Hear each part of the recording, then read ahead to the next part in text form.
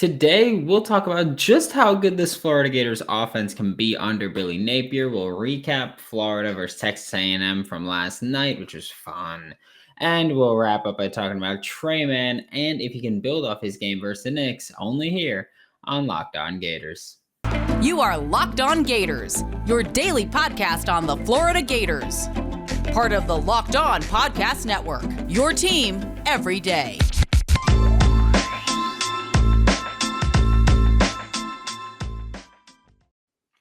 Hello and welcome back to another episode of Locked On Gators, part of the Locked On Podcast Network, your team every day. Thanks for making Locked On Gators your first listen of the day. We are available daily and free wherever you listen to the podcast. Happy Wednesday. I'm Brandon Olson. Twitter's WNS_Brandon. I'll find my written work with Whole Nine Sports and getting right into football talk here. We're going to talk about just how good the Florida Gators offense can be this season under Billy Napier. And look, we've talked about this offense a lot here recently. We've been talking about the scheme. We've been talking about the personnel and how things fit. And for those of you that have been listening to Locked On Gators, pretty much since I took over the show, oh my Lord, almost a year ago now, I've been talking about the wide zone as something that I really like. It's the rushing equivalent of a vertical passing attack. You know, it's what Billy Napier is going to run with Florida. It's what he ran with Louisiana. It's what he likes to do. And that's great because, like I said, it's the rushing equivalent of the vertical passing game. You're far more likely to lose yardage in the wide zone when you're actually going wide, which is fair because you're also far more likely to bust out a big run and pick up 70, 80, 90 yards, 99 yards if you're Montreal Johnson. You know, you could just do that. Which is fine because, you know, that's the same thing with the passing game. When you're keeping it short, that's fine, but you're less likely to gain things. Screens are the inside zone, the dives of the run game. But we're talking about the wide zone here because that's what we're probably going to see a lot of. So, and also we know as far as the passing game is concerned, Billy Napier is going to like to take deep shots down the field, so challenging vertically, which if you've been listening to Locked On Gators, you know that I asked Dan Mullen to do that pretty much every week. Pretty much every week it was challenge vertically, give Dameon Pierce the ball. He didn't do either of those, and he doesn't have a job now because of it. But, you know, we're going to see deep shots downfield and a lot of screens. And that's fine. You know, we saw a lot of screens last year, and I like when Florida runs screens because even without, you know, Kadarius Toney, even without Jacob Copeland, you look at the screen game for Florida and something makes it work. And the thing that makes it work is how willing and able the wide receivers are on the outside as blockers, whether that was, you know, Kamori Gamble in the slot, it's a wide receiver screen coming in, whether it's Justin Shorter outside, Xavier Henderson outside, the willingness of the receivers there to block is big, and those same receivers are here. So I am fine with the wide receiver screens. But going back to the running game for a bit, as far as that's concerned, I've very, very openly said I'm not a huge fan of the individual talent on the offensive line. But I've been saying when you're talking about the wide zone specifically, when you can get the play of an offensive line as a unit to outplay their individual talent, it can be just a beautiful thing. And then that's what we're hoping to achieve, you know, with Rob Sale and Billy Napier. Hopefully, they'll be able to get this offensive line to play better than their talent, play up to what we want from them. Because if you can get them working as a cohesive unit, I have no doubt they are more than capable of getting the job done in the running game. And then you look at the running backs that are on roster too. I'm comfortable trusting them. And it's like, look, there's a lot of question marks right now. We have not seen any of these running backs in an expanded role as a ball carrier, but I'm comfortable with who you have on roster to say, look, maybe during spring camp, maybe summer ball, first couple weeks of the season, it'll balance its way out. Like we'll find out who's capable of just erupting in this offense. Right now, the only person we know that can do it is Montreal Johnson because we saw him do it with Louisiana. He wasn't, you know, he wasn't the bell cow, but he was still that guy where he was reliable in the offense. He was. And so I'm fine with him taking the majority of the carries, especially early on, doing whatever you got to do to win this game because I like the running backs we have. The offensive line I've been very harsh on, but if you can work as a unit, what I've been saying doesn't matter at all. Now you take a look at passing the ball, and obviously the thing that always comes up when we talk about this offense, and it's especially going to come up now that we talk about what will this team do in the air, you have to answer a very big question first. Who's the starting quarterback? Because it's the same thing as when you're betting on the on Super Bowl props, and it's like, well, which song's going to be played first at the halftime show? And it's like, well, at that point, you have to look at who do you think is coming out first, and that'll be your answer there. So that's what it is who's going to be the starting quarterback? Because obviously we've spoken about these quarterbacks extensively, and we will continue to do so. But each quarterback has their niche, I guess, like their strengths and their weaknesses. Where who should we talk about first? Anthony Richardson. He's always the guy that we talk about. If Anthony Richardson is the starting quarterback, expect a lot more deep passes. And that's not a bad thing at all. That's a great thing for a lot of people.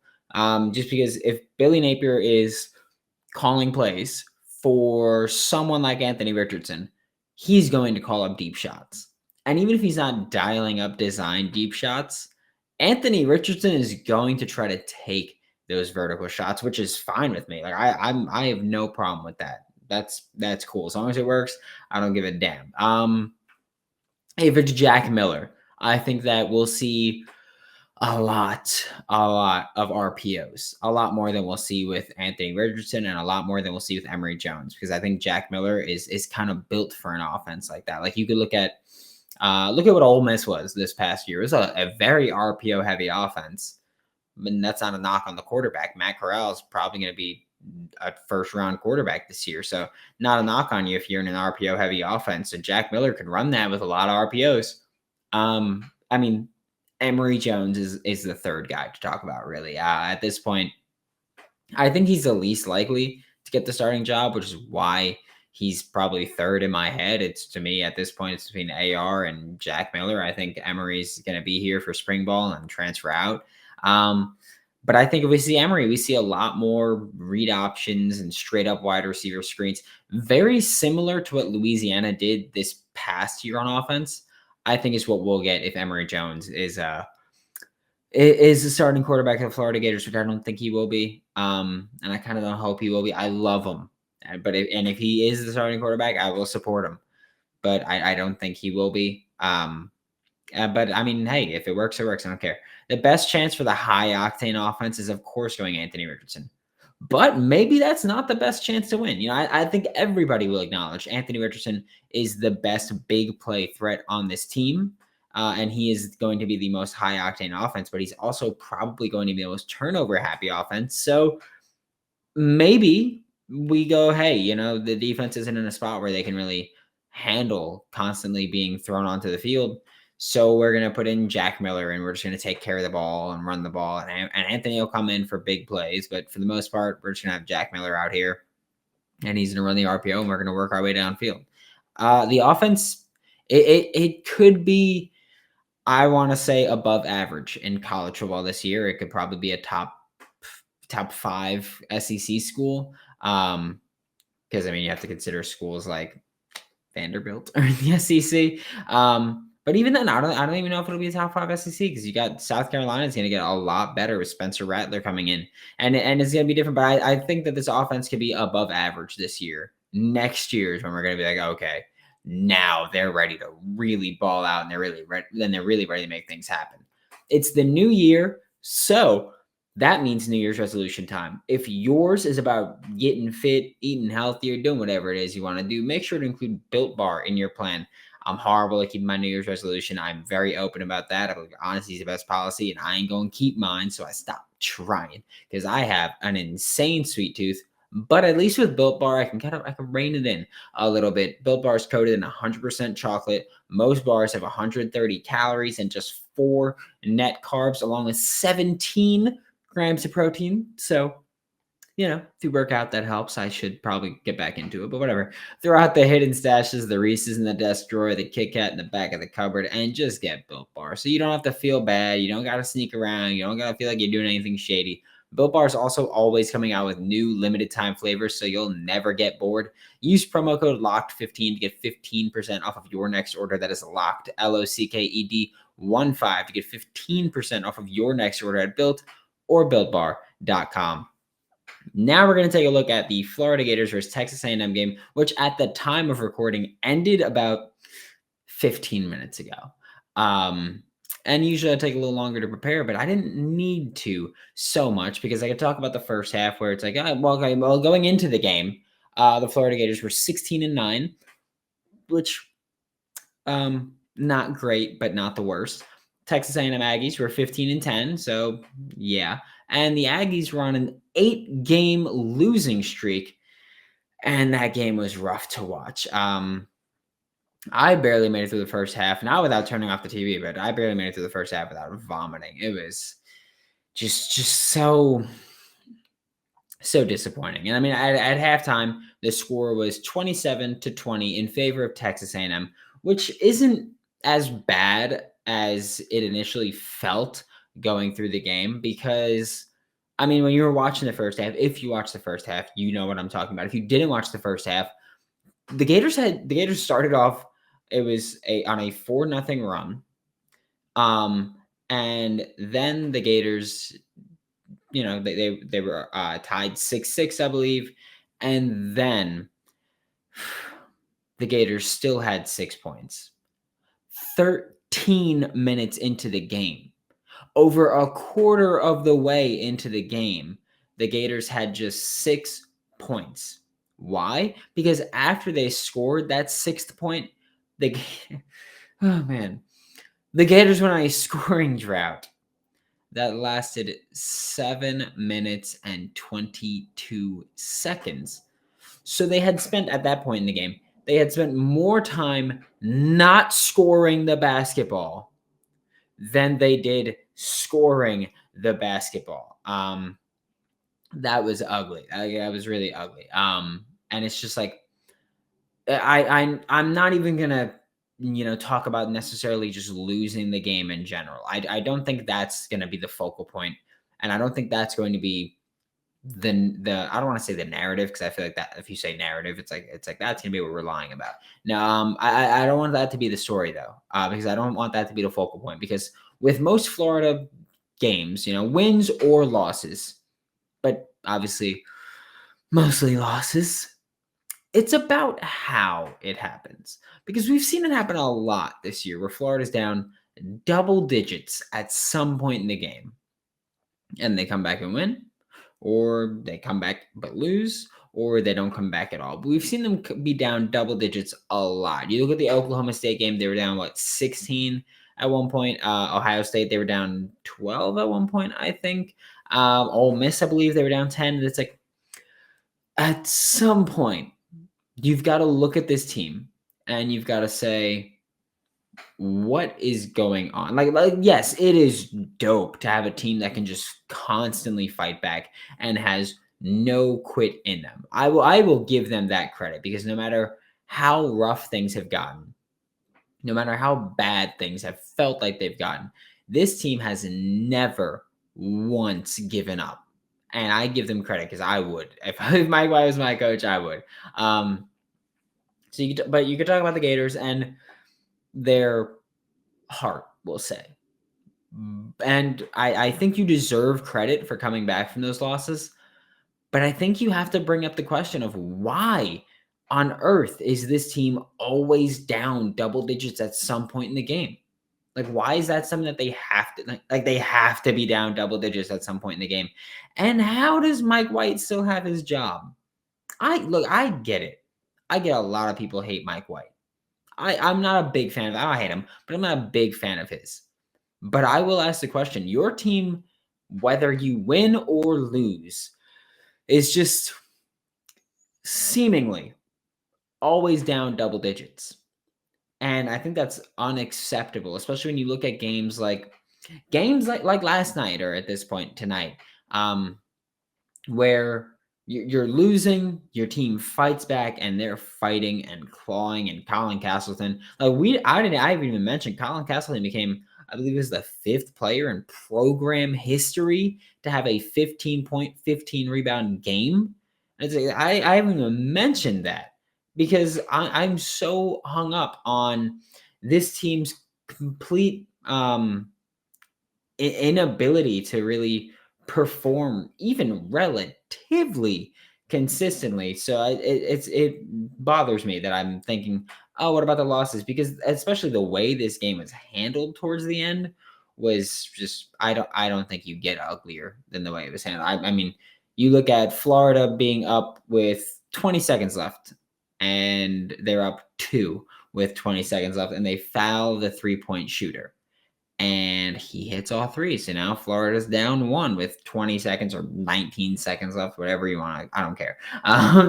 That's not the important part of my story. They're down, and then you call your final timeout, which is fine. I have no problem with calling a timeout there. I think that's great.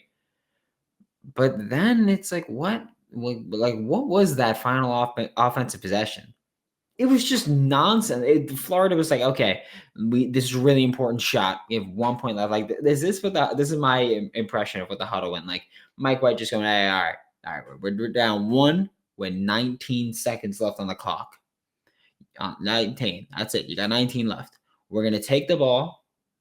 We're gonna dribble aimlessly. Then we're just gonna do something and hope it works.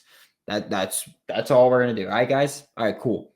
Break. Like I don't know what the thought was there, but that was just one of the worst late game management or situations that I've seen. I don't know what that last what that last possession was, what that last shot was, what was going on. And I know that I saw people complaining about Lane wasn't the last one to touch. Yeah, he was. He was the last one to touch the ball. It went out on him. I have no problem faulting him for that, or not even faulting him for that. I have no problem telling the truth. Right? Rather lose fair than win dishonestly. And I mean, after this game, there are 5 games left in the season before the SEC tournament starts. Florida is, I don't even think, March Madness bound right now. Got Auburn this Saturday. So things are not looking great if you're Florida. And if Mike White misses March Madness this year, I think that if he's not fired, there will be just anarchy in Gainesville because it's unacceptable. Like I've said it so many times at this point, I don't even want to keep saying it, but this is an average men's basketball team, and Florida Gators, the University of Florida, anything but average. So you got to clean it up. That's just completely unacceptable. But then we're going to talk about a more positive Florida Gator basketball spin in the next segment. First, anybody else make money this weekend? Because I know I didn't. I'm going to tell you, like Saturday, I think I hit 2. Yeah, I had 2 parlays and missed one by 1 bet. And it wasn't great for me after that. we look at Sunday, and I was like, oh, I'll bet on the Boston game. Before I think it was Boston Hornets. Where it's like I'll bet on the game before Super Bowl. I'll have some money to throw around there. I didn't. I lost most of the bets. But BetOnline is how I did it. BetOnline.net is the fastest and easiest way to bet on all of your sports action. Super Bowl demolished me, so that was fun. But BetOnline.net even covers award shows, TV shows, and reality TV. So if you suck at betting on your favorite sport like I do, try that. With real-time updated odds and props on almost anything you can imagine, it's the best way to place your bets, and it's 100% free to sign up. You can use the website or their very mobile-friendly website, which, I mean, that's always how I do it. BetOnline.net, like, it's where the game starts, and it's the best website out there, really. Now, taking a look at Tre Mann, the positive spin that we'll put on Florida Gators men's basketball. I don't care if he's not here anymore. He's still, I mean, less than a year ago, he was playing basketball for the University of Florida. So he's there. And before I get into really, can he continue to build upon these performances, I want to talk about a little thing called irony here. I spoke about Tre Mann briefly on Monday's segment about Florida Gators in the NBA. And I spoke about Tre Mann, still searching for his comfort spot. Still being inconsistent and unreliable, and yeah, he had a career high 29 points against the Mavs, but then he followed it up with like 9 points and 0 points. And then this really funny thing happened on Monday because Monday, um, Monday was Valentine's Day, and I was near Madison Square Garden. We were like, "Oh, should we go to the game?" We didn't. We decided not to because I was like, "Ah, the Knicks suck."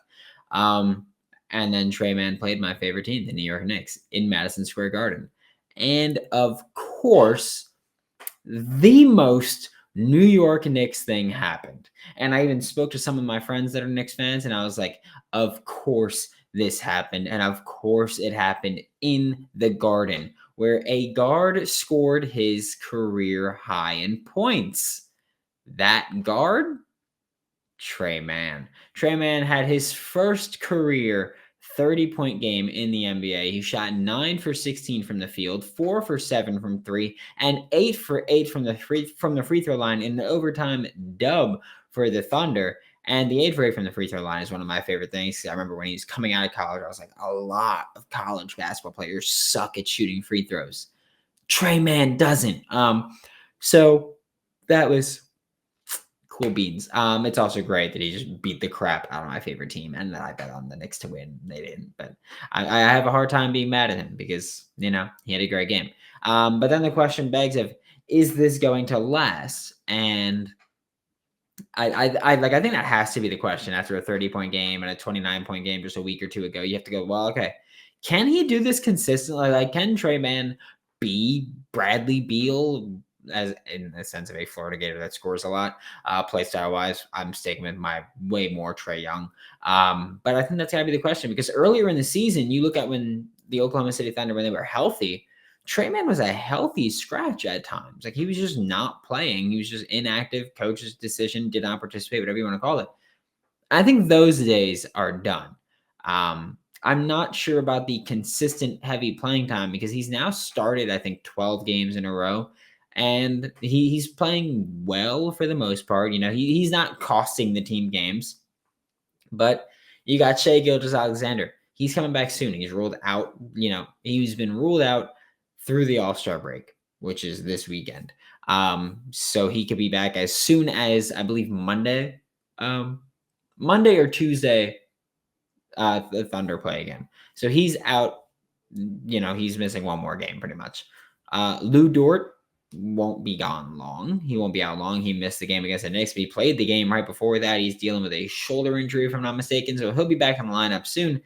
Mike Muscala's out. James Robinson Earl is out, and the Thunder, they have one center on the roster in Derek Favors. So they're going more small ball than ever. So more guards are playing. So more Tre Mann is playing.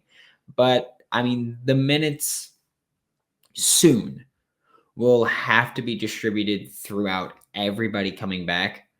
And Tre Mann will be a little bit of a casualty because of that. He's not going to go back to did not participate, coach's decision. No, but he's going to lose minutes. The question is, though, how many minutes will he really lose? Because Tre Mann, among active players on the Thunder that have actually played consistent minutes and played often, basically among qualifiers, Tre Mann's got the best three-point percentage on the team among qualifiers. You look at points per game, and among everybody on the team, he's fifth in points per game. It's 8.3, but he's fifth in points per game. And that actually leads me to another thing. He's 8.3 points per game. He's fifth on the team. That's not a good fifth scorer that you want there. That's just 8.3, or not that he's not a good scorer that you want there, but 8.3 is not ideal for being fifth on your team. So that's not great. But I think once the lineup gets healthy, we will see Tre Mann a lot. I think that he will play less, but I think he'll still play a lot, because you're looking at the Oklahoma City Thunder, who are, at the time of recording this, because there are NBA games happening right now, at the time of recording this, the worst scoring team in the NBA. I don't see how you can be such a poor scoring team, see a dynamic player who can rain from three and who can create shots with, I mean, he's like, for an NBA player, he's already tier 2 or tier 3 in terms of shot creators. I don't think you can see someone who can shoot threes efficiently like he does for the most part, who can create shots on his own and also be the worst scoring team in the NBA and be like, we're good. We don't need him. So I think Tre Mann will see less playing time, but I think that's the poor decision. I think Tre Mann needs to maybe not remain in the starting lineup because it's hard to have that many guards on the court, especially when you have as many good guards as the Thunder do. But I think that you've got to. I think he should be your sixth man, pretty much. I think that he's got to play pretty pretty consistent minutes. He's got to be your sixth, maybe seventh man coming off the bench there. But Tre Mann is well on his way to being a in a couple years, maybe even next year, a 20-point per game kind of guy. And I can't wait for that time to happen because I'm so excited for that. I love Tre Mann. So can't wait. Thanks for making Locked On Gators your first listen of the day. Every day we are available daily and free wherever you listen to the podcast.